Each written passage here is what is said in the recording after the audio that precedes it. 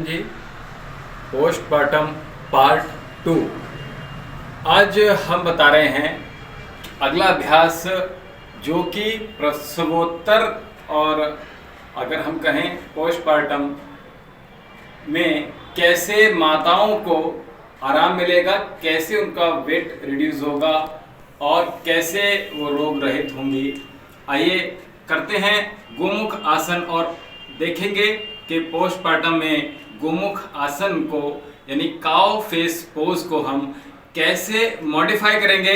आगे देखिए गोमुख आसन। तो गोमुख आसन के लिए सबसे पहले हम इस तरह से दोनों पैरों को फोल्ड कर लेंगे और ये सरल अभ्यास है कि दोनों पैर आपके हिप्स के दाएं और बाएं हैं और इसमें ही हम इसको क्रिएट कर सकते हैं इस तरह से। लेकिन और इसको और ज़्यादा बेहतरीन करने के लिए इस लेफ्ट जो हील है इसके ठीक ऊपर हम बैठ जाएंगे, जिसकी मैंने कहा हम एनस और पेरिनियम की हम बात कर रहे थे, मूत्र द्वार और मल द्वार की।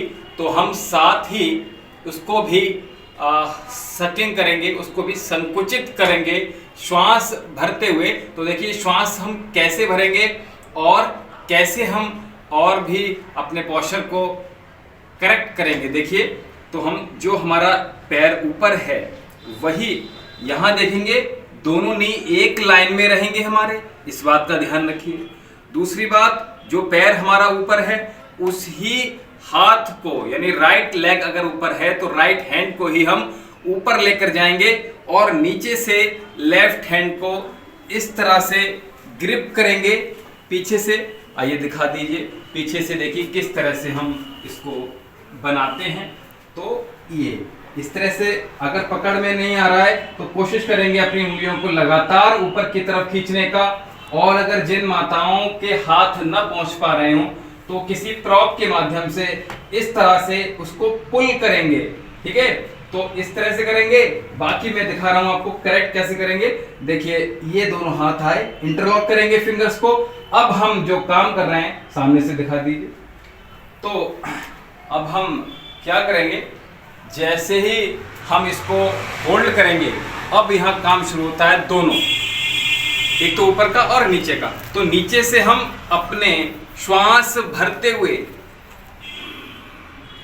मूल बंद लगाएंगे यानी केगल एक्सरसाइज में आएंगे और साथ ही जो हैंड्स में हमने इंटरलॉक किया है फिंगर्स को उसमें हम क्या करेंगे, अब हम श्वास भरेंगे और ये जो कोहनी है आपकी बाहर की तरफ इसको सर की तरफ लेकर जाएंगे ठीक पीछे की ओर। और अब श्वास खींचते हुए 5 सेकंड होल्ड करेंगे। देखिए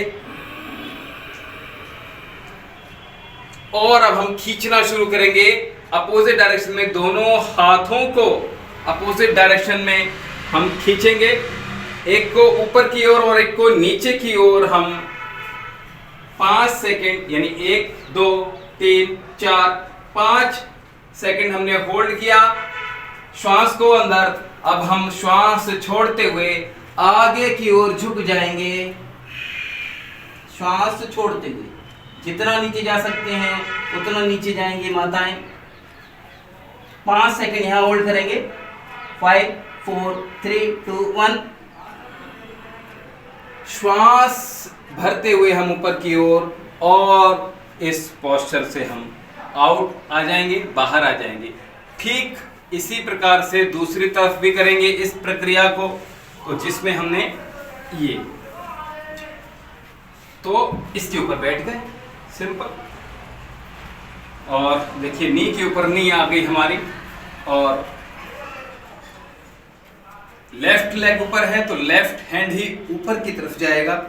देखिए और यहाँ पीछे से ग्रिप करके श्वास भरेंगे और 1 2 3 4 5 सेकंड के लिए हम इस तरह से काउंट करते हुए श्वास को अंदर खींचेंगे और अंदर होल्ड करेंगे 5 4 3 2 1 और नीचे मूल बंद भी लगा लेंगे श्वास भरते हुए। अब हम मूल बंद को खोलेंगे और आगे की ओर हम बेंड हो जाएंगे। 1 2 3 4 5 और इस तरह से हम बाहर की तरफ आ जाएंगे।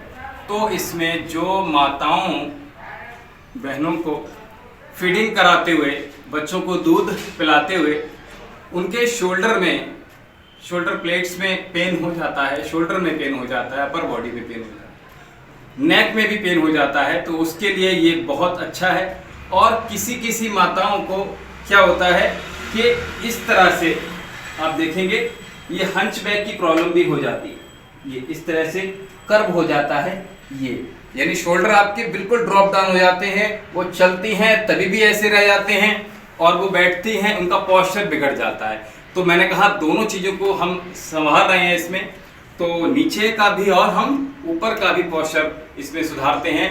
तो ये आपकी शोल्डर प्लेट भी ये पीछे से बिल्कुल स्ट्रेट हो जाती है, तो इन दोनों में लाभ मिलता है। अगले अभ्यास के लिए हम अगले वीडियो का इंतजार करेंगे पार्ट 3 में। ओम शम।